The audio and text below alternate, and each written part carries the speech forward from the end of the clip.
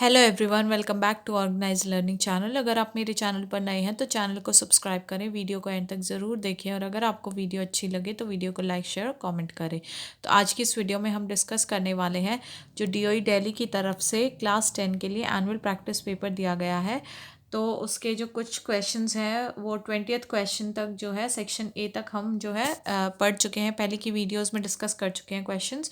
तो आज हम देखेंगे सेक्शन बी।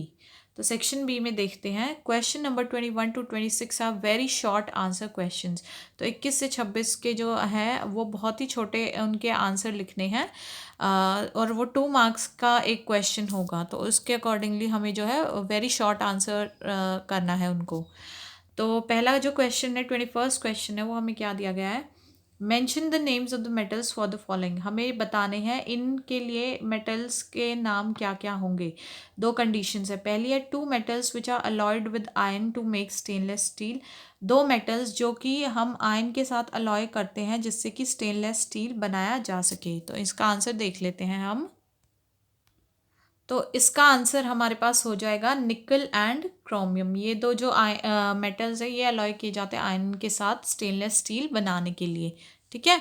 और इसका सेकंड पार्ट क्या दिया, सेकंड पार्ट है two metals that are use to make jewellery. Jewellery बनाने के लिए दो मेटल्स कौन से यूज किए जाते हैं वो है, तो वो हमारे पास सबसे जो फेमस हम जो है ये यूज भी करते हैं ये वाले मेटल्स की ज्वेलरी, वो होते हैं गोल्ड और सिल्वर। ठीक है। नेक्स्ट है हमारे पास जो और वाला पार्ट है वो write one example of each of, हर एक का एक एग्जाम्पल देना है। A metal which is so soft that it can be cut with a knife. एक ऐसा मेटल जो इतना सॉफ्ट होता है कि उसको हम नाइफ से भी काट सकते हैं। And a non metal which is the hardest substance, और एक नॉन मेटल जो सबसे हार्डेस्ट सब्सटेंस है। तो इसका आंसर होगा हमारे पास जो मेटल बहुत ही ज़्यादा सॉफ्ट है जिसको नाइफ से कट कर सकते हैं हम, वो है सोडियम। और जो नॉन मेटल जो हार्डेस्ट है वो है हमारा कार्बन, जो डायमंड फॉर्म में मिलता है। ठीक है।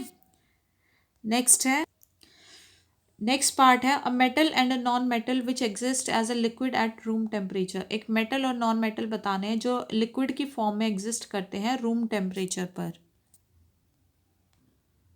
तो मर्क्यूरी है हमारे पास जो लिक्विड फॉर्म में एग्जिस्ट करता है रूम टेम्परेचर पे, मेटल है होता है मर्क्यूरी। और ब्रोमीन जो है वो नॉन मेटल होता है जो रूम टेम्परेचर पर लिक्विड फॉर्म में होता है। ठीक है। नेक्स्ट जो क्वेश्चन है दैट इज उसका फर्स्ट पार्ट है what is translocation and why is it essential for plants. Translocation क्या होता है और ये प्लांट्स के लिए क्यों ज़रूरी होता है। तो transport of the soluble product of photosynthesis is called translocation. जो फोटोसिंथेसिस के दौरान जो सॉल्युबल प्रोडक्ट होता है उसको ट्रांसपोर्ट करना ही ट्रांसलोकेशन कहलाता है। It is essential to maintain a regular supply of oxygen and nutrients to all the cells present in the plant body. और ये ट्रांसलोकेशन क्यों ज़रूरी होता है, ताकि जो है जो प्लांट बॉडी में जितनी भी सेल्स प्रेजेंट है उन तक ऑक्सीजन और न्यूट्रिएंट्स जो है वो रेगुलरली सप्लाई होते रहें। नेक्स्ट पार्ट है where are the substances translocated by the phloem delivered. जो सब्सटेंसेस फ्लोएम डिलीवर करता है वो कहाँ डिलीवर होते हैं। ठीक है। तो the substances translocated by phloem are delivered to leaves and other growing parts of plant। तो जो सब्सटेंसेस जो फ्लोएम द्वारा ट्रांसलोकेट होते हैं वो हमारे लीव्स और जो प्लांट के बाकी के ग्रोइंग पार्ट्स हैं वहाँ पर डिलीवर होते हैं। नेक्स्ट 23rd क्वेश्चन उसका फर्स्ट पार्ट क्या है, which organ secretes a hormone when the blood sugar rises. कौन सा ऑर्गन जो है वो हार्मोन सिक्रीट करता है जब ब्लड की शुगर जो है वो बढ़ जाती है। Name a digestive enzyme released by this organ. और इस ऑर्गन द्वारा जो डाइजेस्टिव एंजाइम जो है रिलीज होता है उसका नाम बताना है। तो इसका आंसर क्या हो जाएगा, pancreas secretes insulin when the blood sugar rises. तो पैनक्रियाज वो ऑर्गन है जो कि इंसुलिन सिक्रीट करता है जब ब्लड में शुगर जो है वो बढ़ जाती है। It also produces the enzyme trypsin in an inactive form called trypsinogen. और ये एक एंजाइम को भी प्रोड्यूस करता है जिसको बोलते हैं ट्रिप्सिन, और ये ट्रिप्सिन को एक इसकी इनएक्टिव फॉर्म में जो है प्रोड्यूस करता है जिसको बोलते हैं ट्रिप्सिनोजन। ठीक है। नेक्स्ट पार्ट है, how does the pancreas help in digestion. Pancreas कैसे हेल्प करता है डाइजेशन में। तो इसका आंसर हो जाएगा, during digestion our pancreas makes pancreatic juices called enzymes. Digestion के दौरान जो हमारा पैनक्रियाज होता है वो पैनक्रियाटिक जूसेस बनाता है जिनको बोलते हैं enzymes. These enzymes break down sugars fats and starches. तो ये जो एंजाइम्स होते हैं, ये जो शुगर होती है, फैट होता है या स्टार्च होता है, उनको ब्रेक डाउन करता है। नेक्स्ट क्वेश्चन 24th, इसमें क्या बताना है, give reasons for the following. इनके रीजंस बताने हैं। फर्स्ट पार्ट है, आर्टरीज आर थिक वॉल्ड। हमारी जो आर्टरीज होती है वो उनकी वॉल जो है थिक होती है, तो ऐसा क्यों होता है। तो इसका आंसर हो जाएगा, arteries are thick walled because these vessels carry blood from the heart to all the parts of the body and blood emerges from the heart under high pressure. Arteries की वॉल इसलिए thick होती है क्योंकि इन vessels में, ये vessels क्या करती हैं, ये ब्लड को कैरी करती है हमारे हार्ट से हमारी बॉडी के बाकी सभी पार्ट्स तक। और ब्लड जो है हमारे हार्ट से वो इमर्ज होकर आता है हाई प्रेशर में, तो हाई प्रेशर को टॉलरेट करने के लिए जो है वो वॉल्स उसकी थिक होती है। नेक्स्ट हमें रीज़न बताना है कि blood goes only once through the heart in fishes. कि ब्लड जो है वो एक ही बार, जो फिशेस का हार्ट होता है उसमें से एक ही बार जो है फ्लो करता है, मतलब उसमें से एक ही बार जाता या आता है। तो ऐसा क्यों है, इसका रीज़न बताना है। तो इसका आंसर होगा, blood goes only once through the heart of fishes in one cycle because they have a two chambered heart. तो अगर एक साइकिल की बात की जाए तो एक साइकिल में सिर्फ एक ही बार जो है ब्लड वो फिशेस के हार्ट में से जाता है, क्योंकि उनका जो हार्ट होता है वो सिर्फ दो चैम्बर का हार्ट होता है। ठीक है। They take oxygen through gills where the blood is oxygenated and pass through the heart to the rest of the body.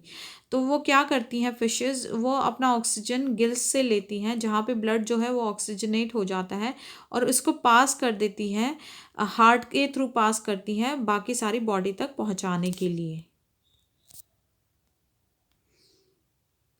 Next जो है 25th क्वेश्चन, उसमें क्या दिया गया है, the far point of a myopic person is 80 centimetre in front of the eye. जो एक myopic person है उसका जो फार पॉइंट है उसकी फ्रंट ऑफ आई में पे वो क्या है, 80 centimetre. What is the nature and power of the lens required to correct the problem. तो ये जो नेचर बताना है इस लेंस का और इसकी पावर क्या होगी जिससे ये जो प्रॉब्लम है ये करेक्ट हो जाए। तो इसका आंसर होगा हमारे पास, the person is suffering from myopia. क्योंकि मायोपिक आई है तो मायोपिया से सफ़र कर रहा है और इसलिए मायोपिया को करेक्ट करने के लिए जो enhance needs a concave lens to correct the defect. तो मायोपिया को करेक्ट करने के लिए कनकेव लेंस की ज़रूरत है। The lens should be such that an object at infinity must form its image at the far point. और वो लेंस इस तरीके से होना चाहिए कि जो इन्फिनिटी पे अगर कोई ऑब्जेक्ट होगी तो वो जो उसका फार पॉइंट है, जैसे 80 सेंटीमीटर अगर है, तो वहाँ पर उसको जो है अपनी इमेज फॉर्म करनी होगी। वो लेंस इस तरीके की पावर से होना चाहिए। तो यहाँ पे फोकल लेंथ यानी कि एफ कितना दिया गया है, 80 सेंटीमीटर वैसे दिया गया फार पॉइंट, बट क्योंकि मायोपिक है इसलिए -80 सेंटीमीटर, और इसको मीटर में कन्वर्ट किया तो -0.8 मीटर।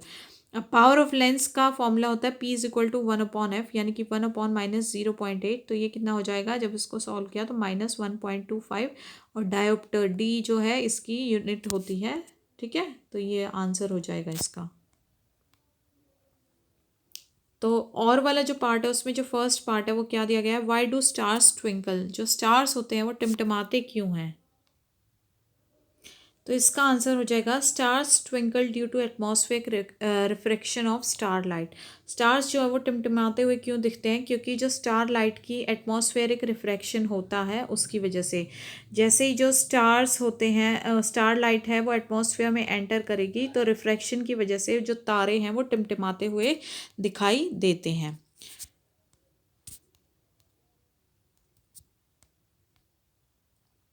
सेकेंड पार्ट है, why does the sky appear dark to an astronaut. जो स्काई है वो एक एस्ट्रोनॉट को डार्क क्यों नज़र आता है या ब्लैक क्यों नज़र आता है। तो इसका आंसर हो जाएगा, to an astronaut the sky looks dark and black instead of blue because there is no atmosphere containing air in the outer space to scatter sunlight.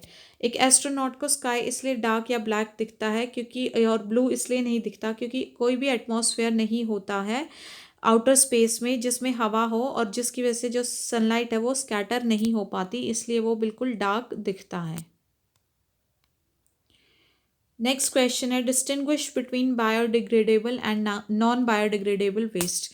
Biodegradable और नॉन बायोडिग्रेडेबल वेस्ट में difference बताना है। तो इसका answer हो जाएगा, biodegradable waste are those substances that degrade और break down naturally. Biodegradable waste वो वेस्ट होता है जो नेचुरली ब्रेक डाउन हो जाता है। Non biodegradable waste are those substances that do not degrade easily, और नॉन बायोडिग्रेडेबल वेस्ट वो वेस्ट होता है जो ईजिली ब्रेक डाउन नहीं होता है। तो बायोडिग्रेडेबल वेस्ट में जैसे materials like plants, animals, their waste, paper, fruits, vegetables fall under the category of biodegradable substances. तो बायोडिग्रेडेबल वेस्ट में जो मटेरियल्स होते हैं जैसे कि प्लांट्स हो गए, एनिमल्स हो गए, उनका वेस्ट हो गया, पेपर हो गया, फ्रूट हो गए, वेजिटेबल्स हो गए, ये सारे बायोडिग्रेडेबल सब्सटेंसेस होते हैं। और material such as rubber, plastic, chemicals, paint, plastic fall under the category of the non biodegradable items. और मटेरियल्स जैसे कि rubber, plastic, chemicals, paint, plastic, ये सारे किस में आते हैं, नॉन बायोडिग्रेडेबल आइटम्स में। फिर नेक्स्ट है हमारा सेक्शन सी। तो इसमें question number 27 to 33 are short answer question है। अब ये 3 मार्क्स के आंसर्स लिखने हैं, तो उसके अकॉर्डिंगली शॉर्ट आंसर करना है। तो 27th क्वेश्चन क्या दिया गया है, what is observed when a solution of potassium iodide solution is added to a solution of lead nitrate. क्या ऑब्जर्व करेंगे हम जब एक सॉल्यूशन पोटेशियम आयोडाइड सॉल्यूशन का है वो ऐड कर दिया जाता है लेड नाइट्रेट के सॉल्यूशन में। Name the type of reaction, और इस टाइप की रिएक्शन का नाम बताना है।